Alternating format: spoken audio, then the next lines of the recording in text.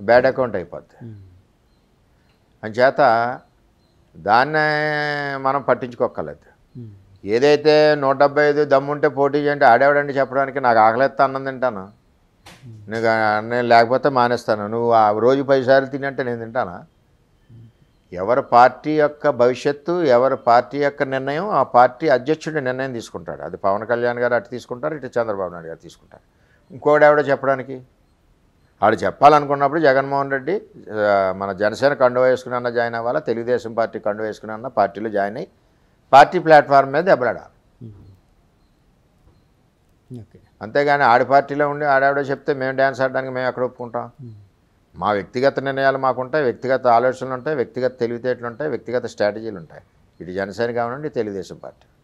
Sir, నిన్న మీడియాలో ఒక వార్త అయితే చూశాను. అంటే ఎగ్జిట్ పోల్స్ స్టార్ట్ అయినప్పటి నుంచి ఎగ్జిట్ పోల్స్ అంటే కూటమికి చాలా వాటిలో చూశాను, చాలా ఎగ్జిట్ పోల్స్ కూటమికే ఎక్కువ అధికారం వస్తుంది అని చెప్పి చాలా ఫేవర్గా వచ్చాయి కూటమికి.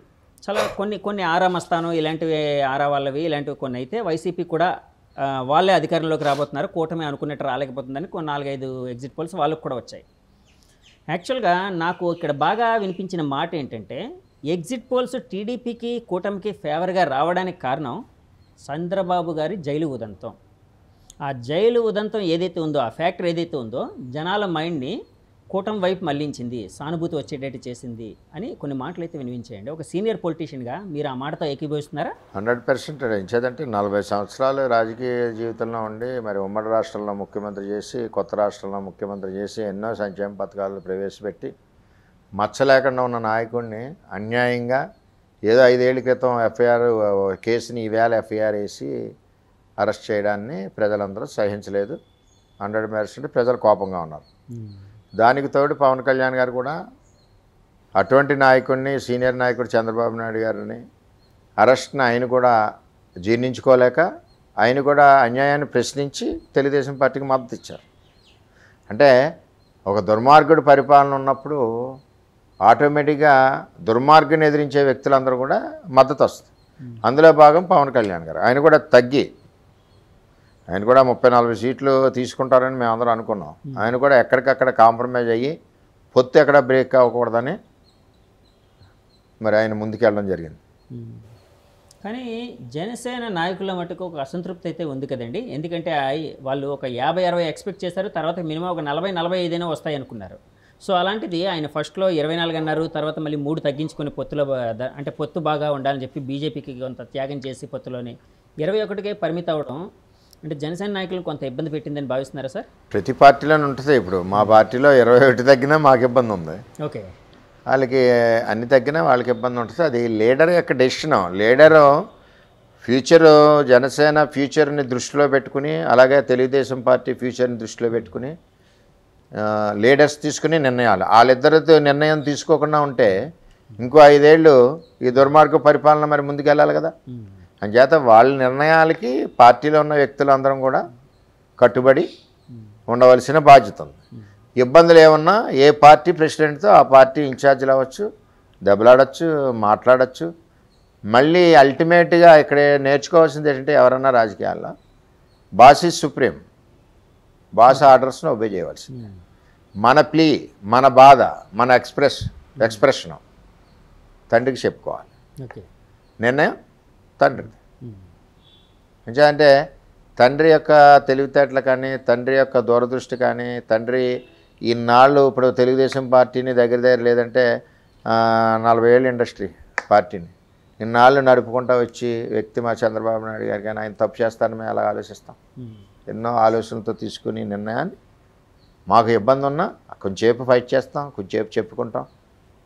కొడుకు తండ్రిని మోటార్ సైకిల్ అడుగుతాడు, కొనలేని పరిస్థితి, ఎందుకు కొనలేని చెప్తాడు. చెప్పినప్పుడు ఏమవుద్ది, వాడు ఊరుకుంటాడు. అలాగే పార్టీలో ఉన్నప్పుడు అవకాశాల కోసం కష్టపడి పనిచేస్తారు. వాళ్ళు కష్టపడిన వల్ల పార్టీ ముందుకెళ్తుంది. ఒకసారి దక్కకపోవచ్చు, దక్కనప్పుడు కూడా పార్టీకి ఈవేళ నాకు దక్కలేదని కాదు కదా, నేను పార్టీకి పిల్లర్గా నిలబడ్డాను చంద్రబాబు నాయుడు గారి మాటతోటి. చంద్రబాబు నాయుడు గారి నిర్ణయాన్ని ఇంప్లిమెంట్ చేశాను, చంద్రబాబు నాయుడు గారు ఇచ్చిన మాటను నిలబెట్టాను.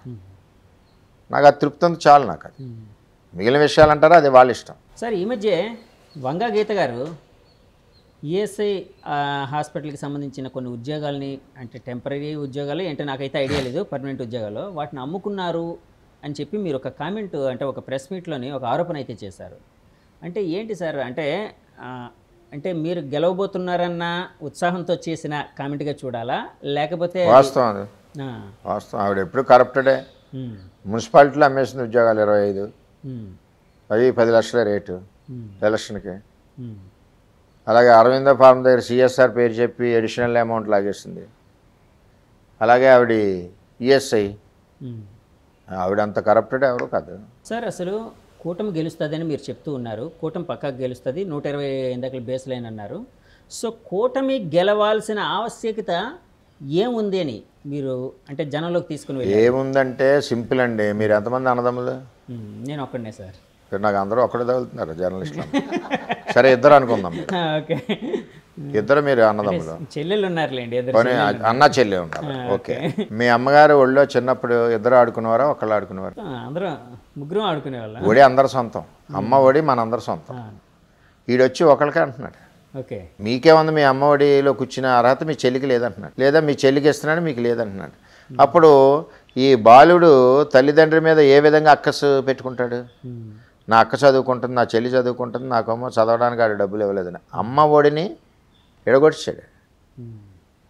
అమ్మ ఒడి ఒకరికే సొంతం, ఇద్దరికి కాదన్నాడు. అటువంటిది చంద్రబాబు పవన్ కళ్యాణ్ గారు ఏం చేశారంటే అమ్మ ఒడి అన్నది అందరి పిల్లల సొంతం.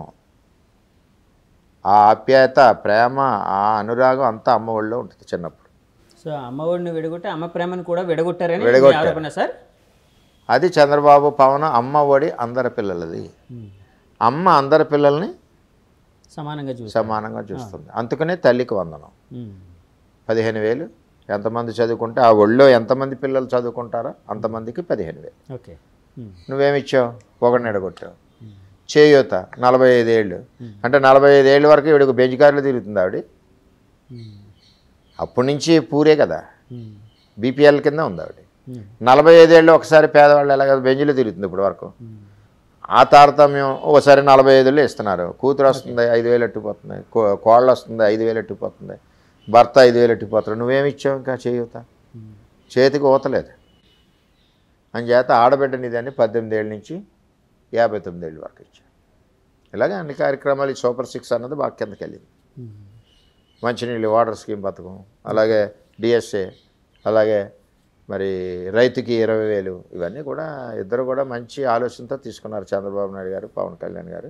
అది కూడా దట్టు సర్టిఫికేట్ మీద ఇద్దరు సంతకాలు పెట్టి ప్రజలకు ఇచ్చారు, నమ్మకం కలిగించారు.